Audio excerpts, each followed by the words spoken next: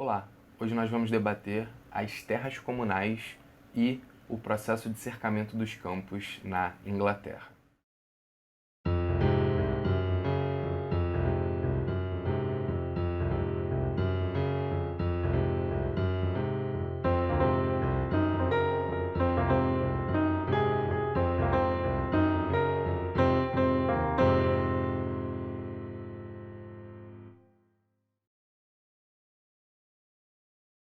É possível observar, ao longo do período moderno, uma transformação na condição de propriedade das terras em toda a Europa. E esse processo ele é dado especificamente, de forma mais acentuada, na Inglaterra, entre os séculos 17 e 18. Essa transformação na condição de propriedade ela está diretamente relacionada com a própria formação do capitalismo, segundo a historiadora Ellen Wood. Segundo Ellen Wood, o capitalismo ele teria sua origem não nas cidades, mas no campo. Para ela, o capitalismo ele surgiria no meio rural e se alastraria para os centros urbanos. Compreender, segundo a visão da Ellen Wood, que o capitalismo teria surgido nas cidades apenas com o fim das relações feudais seria uma forma de naturalizar o surgimento das relações capitalistas. Para a historiadora, haveria uma forma de estabelecer o que seriam as sociedades capitalistas e as sociedades pré-capitalistas. Ela se ancora na visão do Marx, em que toda sociedade pré-capitalista teria como forma de exploração meios extraeconômicos de coerção, enquanto que nas sociedades capitalistas essa exploração, essa coerção seria feita apenas por meios econômicos. E essa coerção seria feita, em especial, pelos estados ou pelos grandes proprietários de terra. Ela afirma que a coação nas relações capitalistas é direta, enquanto que nas sociedades pré-capitalistas existiam ainda meios extraeconômicos de coerção da sociedade e da exploração.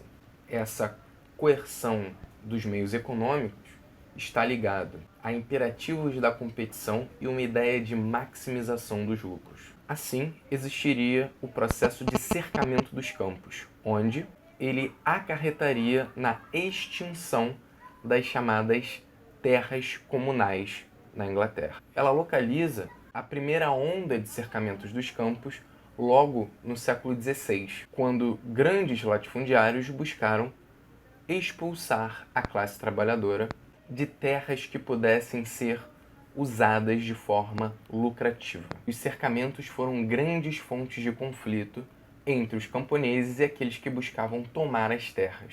A Ellen Wood aponta ainda que os cercamentos foram um dos motivadores para os conflitos durante as revoluções inglesas do século XVII. E ela ainda pontua que os cercamentos tiveram um aumento considerável quando passaram a ter o apoio do Estado a partir de 1668, com a Revolução Gloriosa.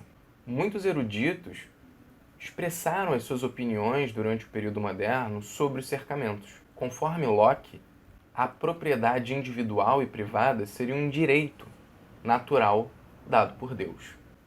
Ellen Wood afirma que Locke estabelece que a terra existiria apenas para se tornar produtiva e lucrativa.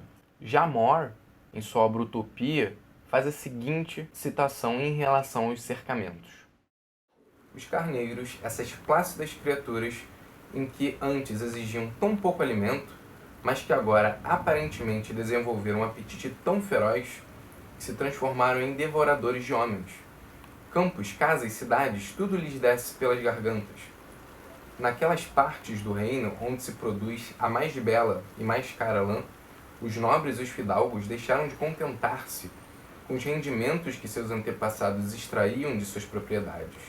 Não mais lhes basta levar uma vida de ócio e conforto, que nada contribui para o bem da sociedade. Precisam agora fazer-lhe mal, e para isso cercam toda a terra arável, para convertê-la em pastagens, nada deixando para o cultivo.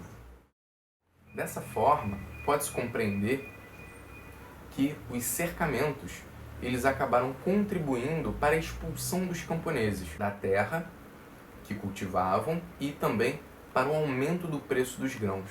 O Peter Credit afirma que os cercamentos vão prejudicar bastante a vida dos camponeses na Inglaterra. Ele afirma: antes dos cercados, um trabalhador com terra, depois dos cercados, um trabalhador sem terra.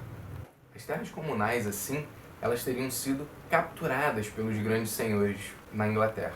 Ele afirma: enquanto os camponeses conseguiram, com maior ou menor dificuldade, defender as suas propriedades das interferências do exterior, os grandes senhores de terra tentaram arredondar os seus domínios, sobretudo às custas das terras comunitárias.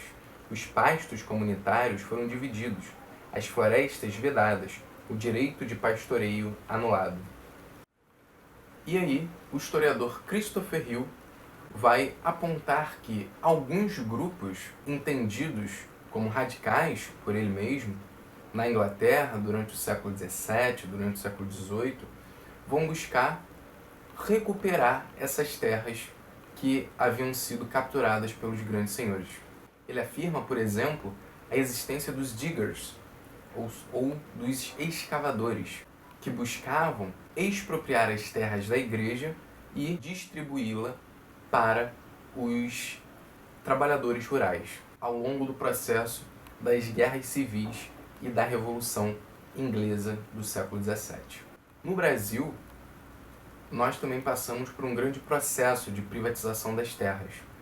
Em 1850, por exemplo, foi assinada a Lei de Terras. Essa lei tinha o objetivo de impedir que as pessoas mais humildes e despossuídas passassem a ter acesso à terra. A lei acabou ocasionando uma grande desigualdade fundiária no país até os dias de hoje. Logo, vieram grupos combater esse tipo de desigualdade. A gente pode observar, na década de 50 e na década de 60, a formação das chamadas ligas camponesas e, posteriormente, a criação do MST, do Movimento dos Sem Terra, que busca também estabelecer uma distribuição e um melhor uso das terras cultiváveis e ociosas pelos seus detentores, pelos latifundiários. Obrigado por ter assistido o vídeo até aqui. Eu sou Rodrigo Franco, doutor em História Social pelo programa de pós-graduação em História Social da Universidade Federal do Rio de Janeiro. Curta o vídeo, se inscreva no canal, ative o sininho e comente sugestões, dúvidas, vídeos que você gostaria de assistir aqui no canal. Aqui embaixo também vão estar alguns links sobre artigos que eu produzi e livros que eu publiquei.